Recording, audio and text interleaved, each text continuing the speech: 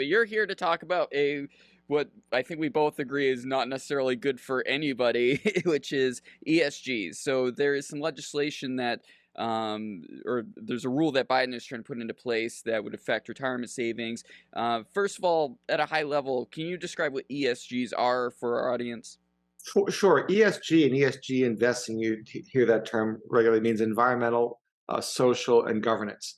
And what it is basically some folks got together, uh, founded primarily by a fund called BlackRock, that really said, "Hey, look, we want to really enact either environmental or social justice policies, and the way we want to do it is by focusing our energies on those companies that are willing to." uh, Make clear that they're going to prioritize environmental, social justice goals. And frankly, that's fine. If companies want to go and do that, that's fine. The problem is, and I think that there was a Bloomberg study that really crystallized it, is that ESG companies tend to return a profitability of about 6.3% versus a market average of 8.9%. That means that investing in ESG means that retirees, if the retirement funds are being pushed to these ESG programs, that they're getting more than a 2.5% haircut. And over the arc of, how compounding interest works over the arc of years, that can have a huge impact, potentially maybe a six-figure impact over the life cycle of someone's retirement. And that can have a huge impact of determining when they can retire, their standard of living after they retire. And so our perspective is the rule that had been in place said that fiduciaries and fund managers have to have the focus of the retirees' best financial interests at play. Now, that can be impacted by a lot of things, risk profile. So, for example, someone who's in their 20s or early 30s probably is willing to take on a lot more risks than somebody who's getting close to their retirement age, and that's certainly a viable factor. Moreover, if someone wants to set up an ESG fund and people want to go and say because they want to direct their energies towards it, that's fine too, because it's complete transparency. The problem we have now is that there are a lot of funds that blend a lot of these ESG funds in with other products, and as a consequence are not potentially returning the best shareholder value for the retiree. And that means the retiree, without their consent, is usually having their money being directed towards the social issue goals that they may or may not agree with. So much akin to some of the other regulations we see in the financial industry. And I'm sure you understand it's a heavily regulated industry. Insurance finance is very heavily regulated. And so what we're saying is, look, we need to make sure that you're having this transparency. People can understand what they're investing in, and they're not being asked to fund social goals at the expense of their own retirement.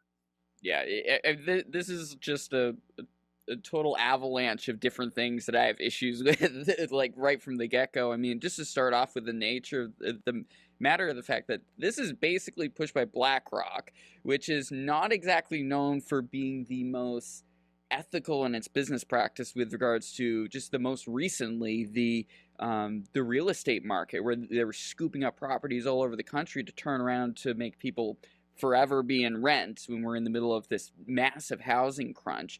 I'm not sure to what extent it ended up happening in New Hampshire, but across the country, it was definitely a problem.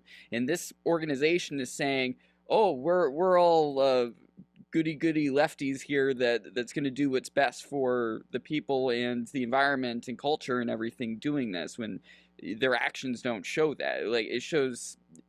To me, it comes across as just virtue signaling that we believe this, but our actions are not doing it, so we're going to compensate.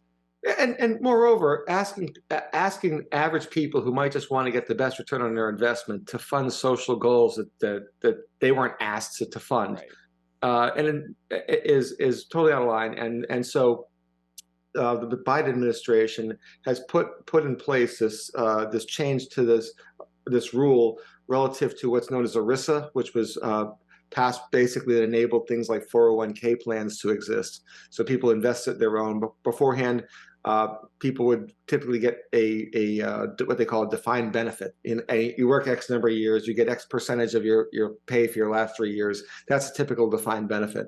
That really has gone out the window. Today's modern world, people are more or less, most places offer 401(b). You have control. It's portable. You take it to the next job. You keep moving. You keep rolling it over. And when you have that, you don't get to pick stocks when you have a 401(k) plan. You're not the one who gets it. It's the fund manager who's picking the stocks. So without transparency, the fund manager could be saying, well, we're going to make sure that the stocks you pick and advance our social and environmental goals at your expense. And to me, that's everything that's wrong. I mean, and frankly, the amount of damage that can do, the corrosiveness that it could have of people's trust in financial institutions, which, by the way, isn't exactly the best to begin with. Yeah. Especially since 2008, it is still in the trash can. No one has faith in Wall Street. I mean, there's the whole reason why game stocks ended up being such the meme and worldwide. I mean, people all around the world were like, "We're following GameStop now." Just goes to show a symptom of people not having any faith in the system, and the way that, I mean, Elon Musk's takeover of Twitter, like, was like, "Well, I'm going to take this off the market because the whole shareholder system of this being a public company doesn't make any sense." And everyone supported him on that side of it, let alone just Twitter being Twitter and everything he did on that end of things. I mean, absolutely. I think that the decline in faith in these financial institutions is what's leading to among the reasons leading to the rise of cryptocurrency. It's among the reasons we start to see things like the Robinhood phenomenon, where people want to, look, I want to direct my own investing because I have complete transparency. I'll do the homework because I don't trust you, fiduciaries. Well, this law that was put in place just a few years ago during the Trump administration, it says, look, fiduciaries, fund managers, your responsibility is to make money for your clients. That's your job. That's what they're paying for you to do. It's not your job to take their money and go invest in whatever goals and ideas and whims you might have. It's about making money for them. And we think that should be left in place. And we think that this Biden administration attack on that, not only is it going to make people poorer, which is, it's like less prosperous. It's admittedly going to make people less prosperous. It's also lacks transparency and undermines the goals of most investors for their retirement savings. I'd imagine it'll also have an impact on the companies that aren't in the ESG side of things, because now they're not going to be invested in heavily by these large 401(k) holders. I mean, the amount of money I'd imagine that Fidelity and the likes put into the market is huge. I mean, that's what we rely on in this country for the most part for your retirement is 401(k) and various 401 and IRAs and things like that. If this money isn't being invested in these other industries that maybe don't have the ability to be in ESG, even if they want to, it could be a problem for them. I mean, we want the free market to be the free market. We invest in things that, yes, there should be a component of, yeah, we don't want to be dumping more money than we should be into BP, for example, right after they have a tremendous oil spill. Yeah, obviously that's a problem and not very, very ESG. but other companies too, I mean, that are growing and maybe just went public, and I mean, maybe they are lefties ultimately. I mean, it's hard to meet these standards that the World Economic Forum and BlackRock and everything is trying to put forward. There's no question. Moreover, the part that's really galling is just the absolute lack of transparency. Yeah. And there ought to be a way for people when they're doing their retirement savings. And again, your employer will pick a retirement, will pick a company or basically a fund manager, and it'll give you an option of funds. And if they want to have a fund that says an ESG fund where it's 100% ESG and people want to invest their money that way, I think that we think that's fine. That's absolutely fine. Go and do. You have transparency. You're willing to take less money to meet your own personal, environmental, or social justice goals. Go for it. But from our perspective, doing it without the foreknowledge of the retiree and making them pay a price in addition, totally unacceptable. And that's why we're asking people to reach out to the Congress members of the House and the Senate. There's going to be a vote. Because it's a rule that the agency is moving forward in. There's what's the process called the Congressional Review Act, which means that the House and the Senate, by basically resolution, can reject the rule change that they want. So in other words, they can say, no, we don't accept the rule change you have. So we're putting pressure on members of Congress to try to let them know, look, this is a rule that's undermining people's retirement savings. Contact your congressman, and we're running social media ads both in the first and second congressional district, and asking people to reach out to Congressman Pappas, Congressman Custer, as well as Senator Shaheen and Hassan, and asking them to support this Congressional Review Act to block this rule from happening. Yeah, and just throw it out there also, don't assume bad faith necessarily with people that are voting for it. I mean, if culturally, environmentalism and social justice and equity and such matters are just in the culture right now, heads like full bore, whether you agree with it or not, one way or another. And don't assume that people, because they're voting for it, necessarily understand the implications of what's going on. Like, maybe just explain, like, hey, like, this is why, like, there are far more far-reaching implications to our economy and how your money will be spent, and just not put towards things that are going to be the most productive for your retirement and your future, and just in general how your investments are being utilized. Absolutely, and if people want to go and fill out a form where we make it very easy for them to go and send a letter to their members of the delegation. They can go to our website, americansforprosperity.org, and do that pretty quickly. And we make it very easy for people to do it. Just put in your contact info so we can send that to the delegation, and then we have some draft language which you can alter and change however you want it. And we actually recommend people do, because when these congressmen get form letters, they tend to ignore them. So please add whatever spin you might have. We encourage that, and just let them know that our retirements should not be used for politics. Our retirements are designed to make sure that we can live on the, when we're done working, we can live comfortably. Yeah, definitely. I want to, whenever I hit whatever crazy age it's going to be by the time I retire. I'm 35. I'm seeing the Social Security and everything moving. I'm like, oh god, I'm going to retire by the time I'm 70 if I feel like, if I'm lucky. But we'll see. 70 is a new 60, right? Exactly. Apparently. So, all right. What else is going on with AFP? It's been a crazy session over at the State House. It's been education freedom counts has been big, but outside of that, like, I usually have Ross Connolly's been on a couple times, who's your deputy state director, right. And marijuana and cannabis has been on the slate and actually managed to get through the House this week. Yeah, it went through the House, one committee, but it had a wide margin. It passed by a wide margin. It's going over to the second committee, Ways and Means, to look at the tax implications of it. I suspect it'll come out of there with a head of steam as well. The Senate really and the governor have always been a question mark. The House has always passed cannabis legalization. Any chance they get, they'll pass cannabis legalization. So I think there's a decent chance. Obviously, the fact that all the states around us, as well as the one province of Quebec that borders New Hampshire, it's totally legal for recreational use. It makes it a harder and harder case for people when they can go drive 20 miles or whatever, and they can legally buy whatever they want. And as long as they're not more than 3/4 of an ounce, there's no criminal penalty here in New Hampshire.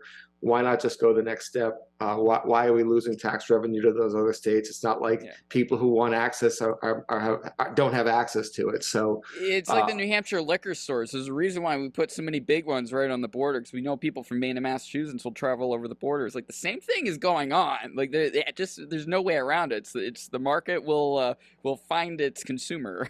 Absolutely, and if you look at House Bill 639, which is the legislation, it has far and away lower tax rates than in any of the surrounding states or province of Canada. So I expect we'd see the similar phenomenon that we see with liquor and with tobacco take place. And right now it's a New Hampshire disadvantage, which is just a weird place for our state to be in.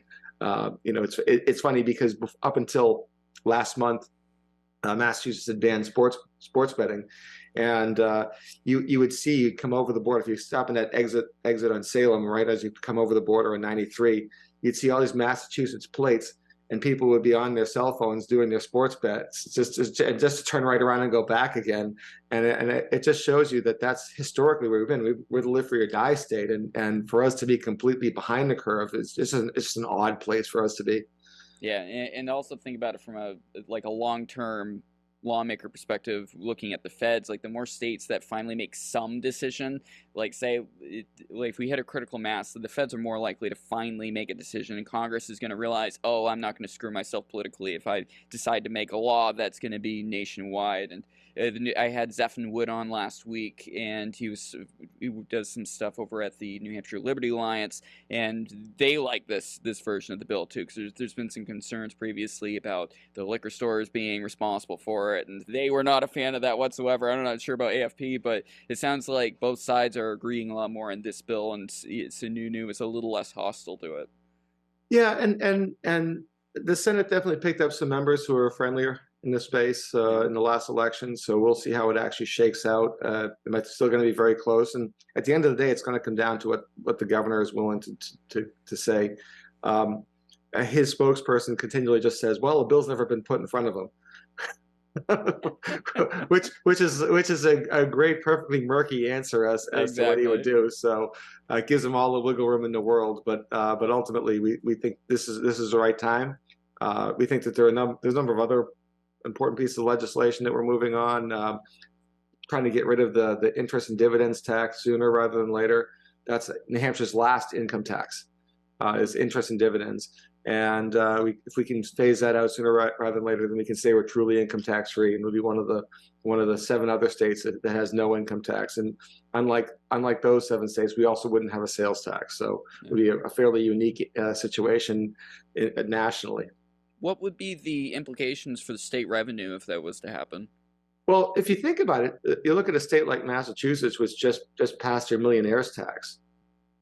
If we're trying to send a message, hey, if your state doesn't respect you and doesn't want you, come up to New Hampshire. I mean, we've always done that. We've been a haven for people who have not quite fit in with the big government states that have surrounded us, and this would send I think a very clear message. The only downside is we have no place to put them. Exactly, there's no property available. The biggest problem we have, we have no place to put all these people who want to move into New Hampshire. So that's another one of the big issues that we're working on this year. It's legislation is House Bill 374 that would create a land use docket. A lot of times what happens is these municipalities, they go beyond their legal authority, and they block development, and because they know it's going to take 3 or years or longer for you to get a resolution in court. And so they know that they have a de facto veto, and they don't have to follow the law. And so I think having a clearly established court that does this, that can get quick answers out, in this case, would be 5 months in and out. And right now, if you're asking a developer to wait 3.5 years, they can't keep their financing together that long. Yeah. But they can keep their financing together for 5 months to get an answer. So having the ability to develop, and not just residential, housing is definitely a problem, but this problem also in the commercial and industrial side of things. And if you keep building houses and you don't build commercial and industrial, you're going to get a society that's out of whack pretty quickly.